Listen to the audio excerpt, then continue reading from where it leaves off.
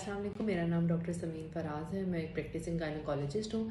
आज जिस टॉपिक के बारे में हम बात करने वाले हैं वो है फर्स्ट ट्राइमेस्टर ऑफ प्रेगनेंसी। ये हमल के पहले 3 महीनों की मुद्दत होती है।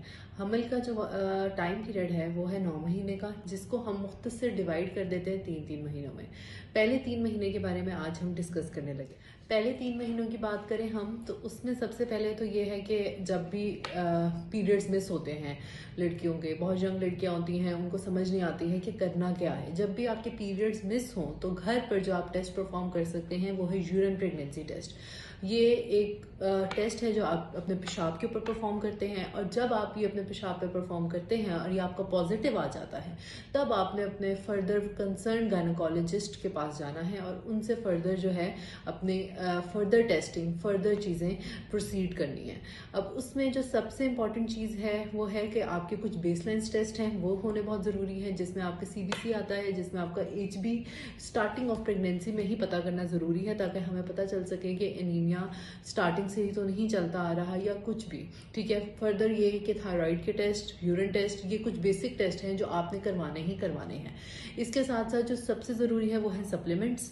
कुछ सप्लीमेंट्स जो आपकी गायनेकोलॉजिस्ट आपको शुरू करवाएगी, उनमें से सबसे इंपॉर्टेंट है फॉलिक एसिड। फर्स्ट 3 मंथ्स में आयरन, कैल्शियम नहीं, फॉलिक एसिड लेना बहुत ज़रूरी होता है, क्योंकि ये वो वक्त होता है जिसमें बच्चा डेवलप हो रहा होता है।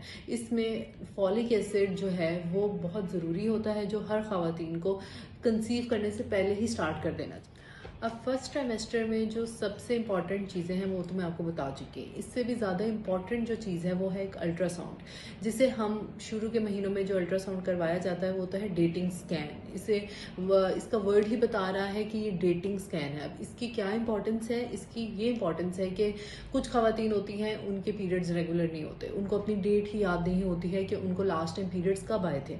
तो इस तरह उनको ना ही हमें बच्चे की एज का पता चल सकता है कि ना ही पता चलता है उन्होंने कंसीव कब किया। ठीक है, अब ज़्यादातर खवातीन को PCOS का इशू होता है, जिसकी वजह से उनके पीरियड्स इरेगुलर होते हैं और वो कंसीव करती हैं तो उनको अपनी डेट याद नहीं होती। तो डेटिंग स्कैन का वर्ड ही इसीलिए है कि इससे हम श्योर ऑफ डेट्स हो जाते हैं, हमें पता चल जाता है कि कितने वीक्स की प्रेगनेंसी चल रही है। तो ये जितना जल्दी से जल्दी करवाया जाए वो उतना ही अच्छी बात है, उतना ही ज़रूरी है। एक तो ज़रूरी इसलिए है ताकि आपकी डेट श्योर हो सके हमें, दूसरी जो इसकी इम्पोर्टेंस है वो इसलिए है कि हमें लोकेशन ऑफ प्रेगनेंसी पता चले। मतलब ये कि आपका हमल कहाँ जाके ठहरा है।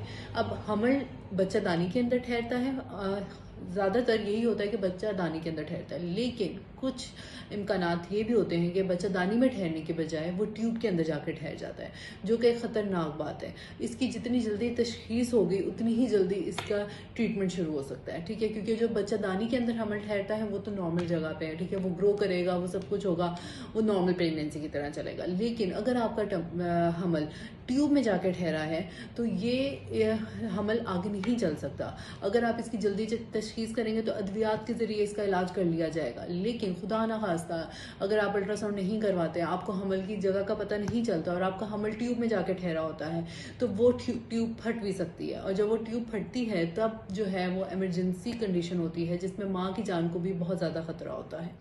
उम्मीद करती हूँ आपको ये जितनी भी इंफॉर्मेशन मैंने दी है आपके काम आएगी और आपको रोज़मर्रा की रूटीन में आपको हेल्प आउट करेगी। इंशाल्लाह हम आगे भी बहुत सी चीज़ें डिस्कस करेंगे। Kindly subscribe our channel on YouTube, Facebook and TikTok। Thank you.